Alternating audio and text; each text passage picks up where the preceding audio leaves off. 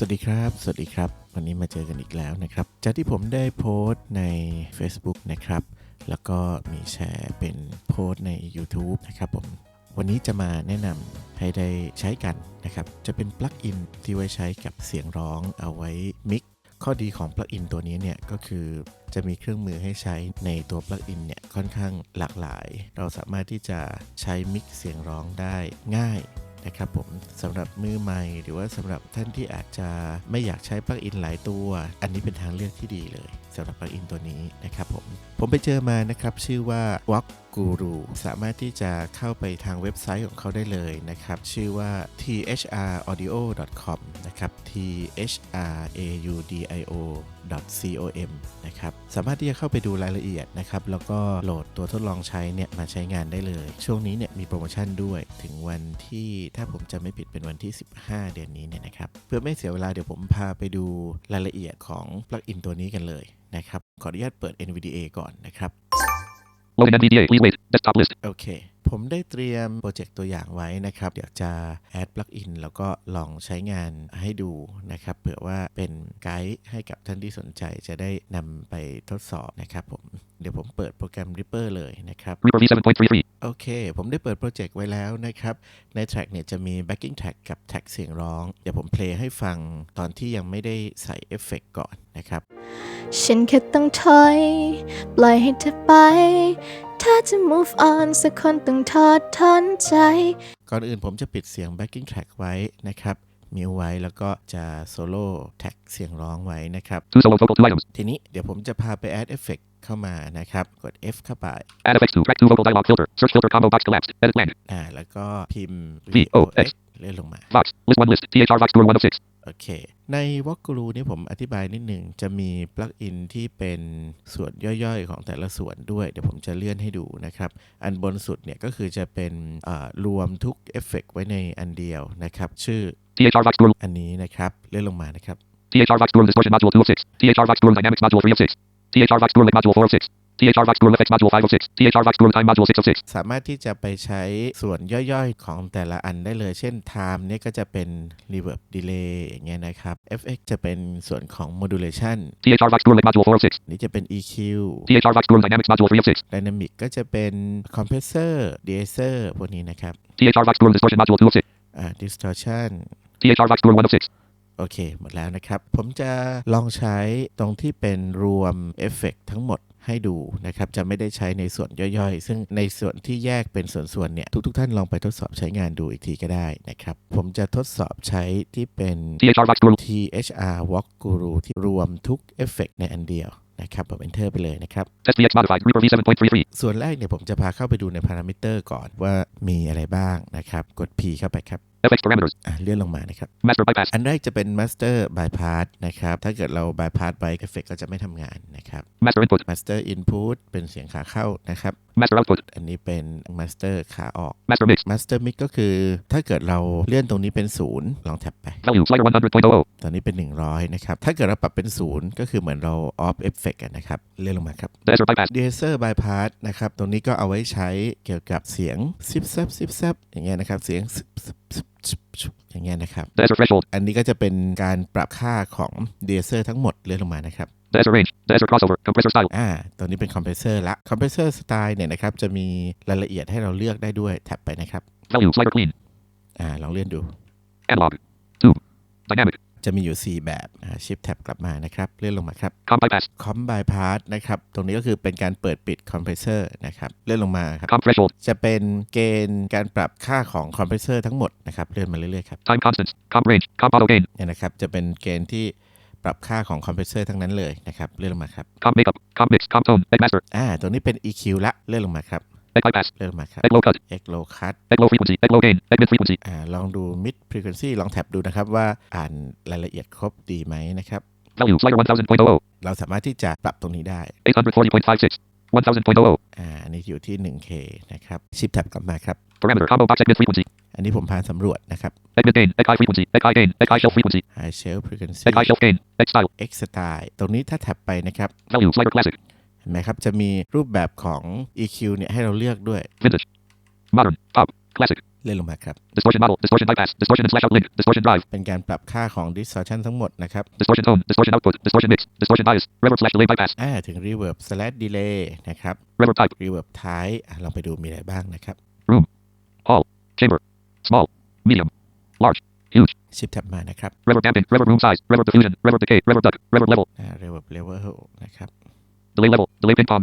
มี delay ping pong ด้วยนะครับ Delay feedback. feedback Delay stereo width. stereo width อันนี้ก็ปรับความกว้างของ delay นะครับ Delay duck. delay duck ก็คือสมมุติเราร้องเพลงอยู่เนี่ยเวลาที่เรากำลังร้องอยู่นะครับ delay ก็จะถูกกดไว้นะครับคำสุดท้ายที่เราร้องจบเนี่ย delay ก็จะเด้งขึ้นมาประมาณนี้นะครับ Delay sync times. FX model ตรงนี้จะเป็นเอฟเฟกต์หรือถ้าให้เข้าใจง่ายๆก็คือเหมือน modulation นะครับลองแท็บไปดูในนี้ว่ามีอะไรบ้างนะครับ Doubler. มี doubler Phone. phone Chorus. chorus Amplifier. amplify Harmony. มี harmony ด้วยนะครับ Phaser. phaser โอเคชิปแท็บกลับมานะครับทีนี้พอเราเลื่อนลงมาเนี่ยนะครับตรงนี้เนี่ยจะมีส่วนที่ปรับของ FX เนี่ยเยอะมากเลยก็คือจะแยกเป็น FX bypass. 50. Double level. 54. double level Double variation. Double stereo width. Phone level. 57. อันนี้ผมเลื่อนเร็วๆนะฮะ Phone dirt. 50. Phone resonance. Phone center frequency. Chorus level. 16. Chorus rate. 6. Chorus step. 6. Chorus delay. 60. Amp model. 65. Amp level. 6. Amp drive. 6. Amp lows. 6. Amp mids. 16. Amp highs. 7. Harmony level. 70. ก็จะมีแยกเป็นเกณฑ์ของแต่ละประเภทนะครับเมื่อกี้ผมเลือกไว้ที่ harmony ใช่ไหมครับผมเลื่อนมาที่ harmony Amp harmony level. 71. ตรงนี้เป็น harmony level นะครับเลื่อนลงมาครับ Key. 72. key นะครับสามารถปรับคีย์ได้ด้วยเดี๋ยวผมลองแท็บไปสำรวจดูนะครับ Value. Slider C. C number. D. D number. E. F. F number. G. G number. A number. เห็นไหมครับอ่านดีเลยนะครับ Parameter combo. shift แท็บมาเลื่อนลงมา Scale. 73. scale แท็บไปครับเรามาดูว่าตรง scale ปรับอะไรได้บ้าง Major scale. Minor scale. minor scale Harmonic minor scale.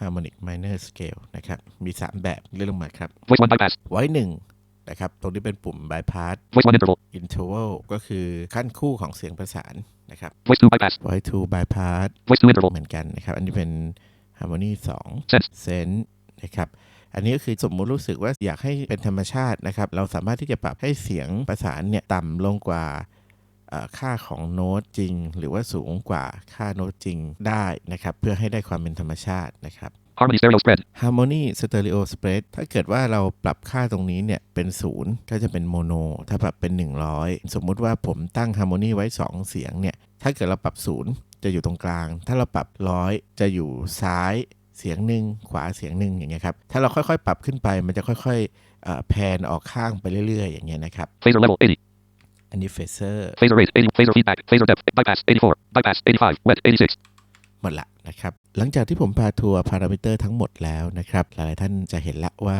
ตัวปลั๊กอินนี้เนี่ยมีเอฟเฟกต์หรือเครื่องมือให้ใช้งานอะไรบ้างนะครับทีนี้เดี๋ยวเราไปดูในหน้า UI กันหน่อยเดี๋ยวผมจะเลื่อนไปที่ track 2 solo vocal 2 items. แล้วผมจะกด F FX track 2 vocal. จากนั้นผมจะกด F6 THR Vox Guru. OS checkbox not checked read only.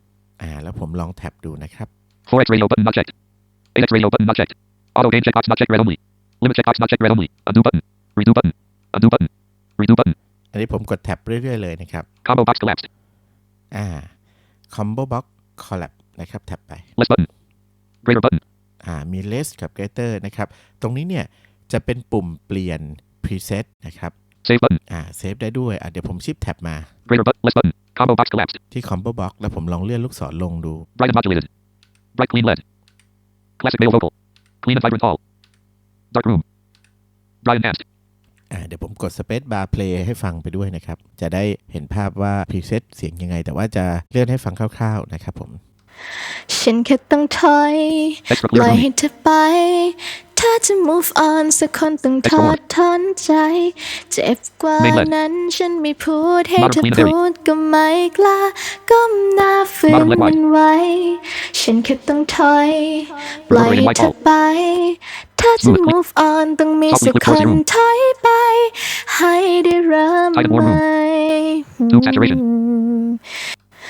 ฉันแค่ต้อง Warm and ถ soft. อยปล่อยให้เธอไปถ้า Warm จะ and white move chamber. on สักคนต้อง Stereo ท room อ LED. ดทนใจ Classic เจ็บ male LED. กว่านั้นฉันไม่ Classic white LED. พูดให้เธอพู Clean ด and phase. ก็ไม่กล้าก้มหน้าฝืนมันไว้ฉันแค่ต้อง Double bright ถอยปล่อย Bright ให้ retro. เธอไปถ ถ้าจะ move on สัก Right คน saturated ต้อง modulated ทอดถอนใจเจ็บกว่า Explicit นั้นฉันไม่พูดให้เธอพูดก็ไม่ Explore กล้าก้ม Infinite หน้าฝืนมันไว้ โอเคนะครับทีนี้เดี๋ยวผมจะกดออกมาจากหน้า UI นะครับจะเห็นว่าค่อนข้างเข้าถึงได้เป็นอย่างดีเลยนะครับผมเพราะฉะนั้นในการใช้งานเนี่ยค่อนข้างสะดวกกับเรามากเลยนะครับโอเคผมกด Escape ออกมานะครับทีนี้เดี๋ยวผมจะลองเข้าไปปรับในพารามิเตอร์ให้ดูคร่าวๆนะครับโอเคกด P เข้าไปนะครับ FX parameters. CHR Vox Guru 2 vocal dialog 0. Parameter. ตอนนี้ ฉันแค่ต้องถอยปล่อยให้เธอไป นี่เป็นเสียงที่ยังไม่มีเอฟเฟกต์อะไรนะครับผมจะปรับในส่วนที่คิดว่าจำเป็นแล้วก็เห็นผลได้ชัดๆนะครับ Egg master. ไปดูที่ EQ Egg นะ bypass ครับ 19. Egg style. EQ สไตล์นะครับ ฉันแค่ต้องถอย Vintage. ปล่อยให้เธอไป Modern. Pop. ถ้าจะ move on สัก โอเคผมปรับเป็นป๊อปไว้ก่อนทีนี้ผมลองแต่งโดยที่ไม่ได้ไปปรับเปลี่ยนค่า frequency อะไรเลยนะครับ Egg high shelf gain. ผม Values เอา like high shelf ขึ้น ฉัน 24.0. แค่ต้องถอยปล่อยให้เธอไป ถ้าจะ move on สักคนต้อง 20, ทอด 20, ถอนใจ 17.26. เจ็บ 12. กว่านั้น 14, ฉันไม่พูดให้เธอพูดก็ไม่กล้าก้มหน้าฝืนมันไว้ จะเห็นว่าใสขึ้นละ Egg เดี๋ยว high. ผมไป Egg gain. Egg โล mid. คัตหน่อย Egg low gain. Egg low cut. Value slider 80.00. ตอนนี้โลคัตอยู่ที่ ฉันแค่ต้องถ 80 ผ อ ม ย ลองปรับเพิ่มนะครับ ปล่อยให้เธอ 87, ไป 96, 100, 100, ถ้าจะ 100, 100, 100, move on สักคนต้อง 200, ทอดถอนใจ 200, เจ็บกว่านั้นฉันไม่พู เสียงโล ด หาย ให้ ไปละ เธอพูดก็ไม่ อันนี้ผม ก ป ล้า รับเวอร์ให้ฟังความแตกต่างดูนะครับ ก้มหาฝืมัไว้ เดี๋ยวผมปรับไว้ประมาณนี้นะครับ ฉันแค่ต้องถอย ชิปแท็บกลับมานะครับในส่วนของ EQ ได้แล้วนะครับเดี๋ยวผมจะเลื่อนไปส่วนถัดไป reverb slash reverb type. Reverb slash delay bypass. Reverb slash Delay เลื่อนลงมาครับ Reverb ผมไปปรับเพิ่มเลเวลของ Reverb ก่อน Reverb level. Value slider 0%. ตอนนี้เป็น0อยู่ผมลองปรับเป็น100เลยนะครับ ฉันแค่ต้องถอยปล่อยให้เธอไป ถ้าจะ move on สักคนต้องทอดถอนใจ ทีนี้เดี๋ยวไปดู Reverb type 40. Reverb Type นะครับแท็บไปครับ Value slider room. ตอนนี้เป็น Room อยู่นะครับเดี๋ยวผมเลื่อนขึ้นไป ฉันแค่ต้องถอย อันนี้เป็น Hall Chamber. Chamber ฉันแค่ต้องถอย Small. ฉันแค่ต้องถอย Medium. ฉันแค่ต้องถอย Large. ฉันแค่ต้องถอย Huge. ฉันแค่ต้องถอย Room. ผมเลือกเป็น Room นะครับผมโอเคชิปแท็บกลับมาครับเดี๋ยวผมพาไปดูในส่วนของ Reverb Duct นะครับ Reverb duct. แท็บไปนะครับ Value slider 0.0 dB. ตรงนี้จะเห็นว่าเป็น0 dB อยู่นะครับ Reverb Duct เนี่ยหมายความว่าถ้าสมมุติว่าขณะที่เสียงร้องกำลังร้องอยู่นะครับ Reverb จะถูกกดทีนี้เราจะให้กดลงไปกี่ dB นะครับสมมุติผมลองกดไปเยอะ Minus 20.0 dB. ฉันแค่ต้องถอยปล่อยให้เธอไป ถ้าจะ move on สักคนต้องทอดถอนใจ เห็นไหมครับเสียงก็จะถูกกดไว้อันนี้ผมตั้งไว้ลบ20 dB เลยซึ่งก็เยอะไปนะครับเดี๋ยวผมไว้ที่0แล้วกัน 0.0 dB. โอเคชิปแท็บกลับมาครับ Delay level. Delay นะครับ Value slider 0%. ผมปรับเป็น100เหมือนกันเพื่อจะได้ฟังเสียงชัดๆนะครับ ฉันแค่ต้องถอย ผมลองเลื่อนลงมานะครับ Delay ping pong. Delay ปิงปอง Value slider off. On.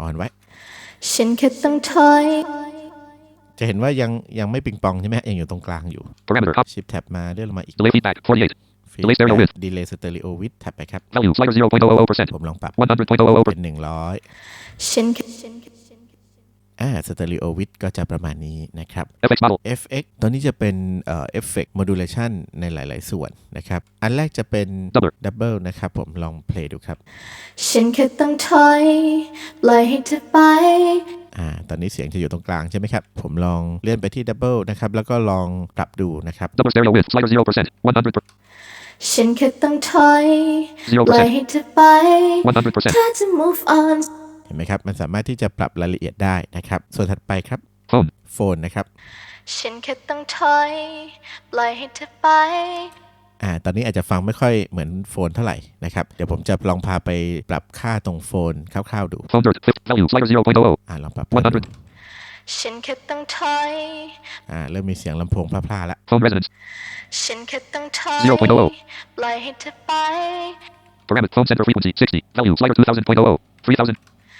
ฉันแค่ต้องถอยปล่อยให้เธอไป ถ้าจะ move on สักคนต้องทอดถอนใจ ประมาณนี้นะครับผม ไปดูส่วนถัดไปครับ Chorus. คอรัสนะครับ ฉันแค่ต้องถอยปล่อยให้เธอไป ผมลองพาไปปรับค่าของคอรัสดูนะครับ Chorus rate 62. ฉันแค่ต้อง 1.5 ถอยปล่อยให้เธอไป 0, 0, 0, 0, เธอ 0, จะ move on สัก 0.0109. คนต้องทอดทอนใจ 0, 0, 0, เจ็บกว่านั้น Chorus step 6 value 0. ฉัน 100.00. แค่ต้องถอย 0.00.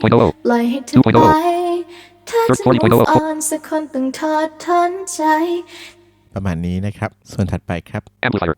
amplify นะครับ ฉันแค่ต้องถอยปล่อยให้เธอไป ถ้าจะ move on สักคนต้องทอดทอนใจ เหมือนลองผ่านแอมนะครับผมส่วนของแอมผมจะไม่ได้พาไปปรับนะครับถัดไปครับ Harmony. harmony ฉันแค่ต้องถอยปล่อยให้เธอไป ถ้าจะ move on สักคนต้องทอดทอนใจ harmony นะครับตรงนี้ทุกคนน่าจะสนใจเดี๋ยวผมพาไปปรับค่าดูนะครับ Harmony level. เดี๋ยวลองลดลงมา ฉัน 0 แค่ต้องถ 8%. อยปล่อยให้เธอไป 48%. ถ้าจะ move on สักคนต้องทอดทอนใจ โอเค ทีนี้ผมอยากจะไปปรับ Key 72. คีย์ Value slider D number. อันนี้เป็น E flat นะครับผมตั้งไว้แล้วนะครับ Scale. scale Value slider major scale. major scale Parameter up. เลื่อนลงมาครับ Voice 1 bypass. เดี๋ยวผมจะลองเปิดเฉพาะ harmony 1นะครับแล้วก็พา Voice มาที่ Voice 1 interval 7. interval อะครับตรงนี้เดี๋ยวผมจะเลื่อนให้ดูว่ามีขั้นคู่เสียงแบบไหนบ้างนะครับ 6 THS. play ครับ ฉันแค่ต้องถอยปล่อยให้เธอไป 5 THS. ฉันแค่ต้องถอย Third. ฉันแค่ต้องถอยปล่อยให้เธอไป Minus third. ฉันแค่ต้องถอยปล่อยให้เธอไป Minus 5 THS. ฉันแค่ต้องถอยปล่อยให้เธอไป Minus 6 RDS. ฉันแค่ต้องถอยปล่อยให้เธอไป หมดแล้วนะครับจะมีประมาณนี้เดี๋ยวผมปรับไว้ที่คู่3 Third. คู่3สูงนะครับ ฉันแค่ต้องถอย ทีนี้จะเห็นว่าเสียงเอียงๆอยู่ใช่ไหมฮะ Harmony stereo spread. Value slider 50.00. 100.00. ฉันแค่ต้องถอย 0.0 ปล่อยให้เธอไป ถ้าจะ move on สักคนต้องทอดทอนใจ โอเคในส่วนของ harmony ก็ประมาณนี้นะครับผมอันนี้เป็นการปรับแต่งคร่าวๆนะครับเพื่อให้ได้ฟังเสียงว่าเอฟเฟกต์แต่ละส่วนเนี่ยมีการใช้งานอย่างไรนะครับทุกท่านลองนำไปใช้งานดูนะครับผมลองไปทดสอบดูนะครับในท้ายคลิปนะครับเดี๋ยวผมจะใช้งานแบบเต็มรูปแบบเดี๋ยวไปฟังกันเลยครับ ฉันแค่ต้องถอยปล่อยให้เธอไป ถ้าจะ move on สักคนต้องทอดทอนใจ เจ็บกว่านั้นฉันไม่พูดให้เธอพูดก็ไม่กล้าก้มหน้าฝืนมันไว้ ฉันแค่ต้องถอยปล่อยให้เธอไป ถ้าจะ move on ต้องมีสักคนถอยไป ให้ได้เริ่มใหม่ดีกว่ายอมทนยื้อแค่ยอมยิ้มให้มัน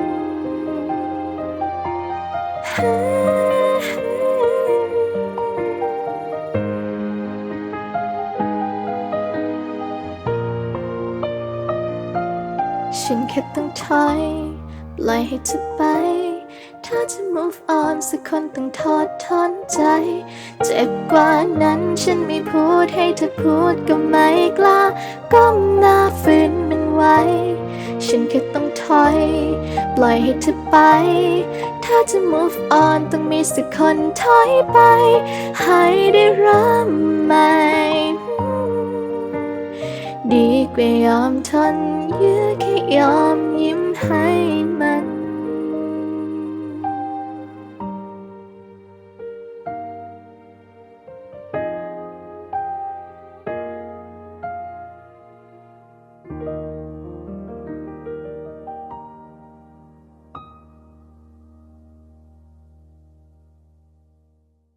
ทั้งหมดในวันนี้ก็ประมาณนี้นะครับขอบคุณทุกท่านที่ฟังจนถึงท้ายคลิปนะครับหากว่าชอบหรือว่าคอนเทนต์นี้มีประโยชน์สำหรับท่านที่ได้รับฟังนะครับฝากแชร์แล้วก็ฝากกดติดตามไว้ด้วยนะครับเพื่อเป็นกำลังใจให้กันนะครับวันนี้ลาไปก่อนครับสวัสดีครับ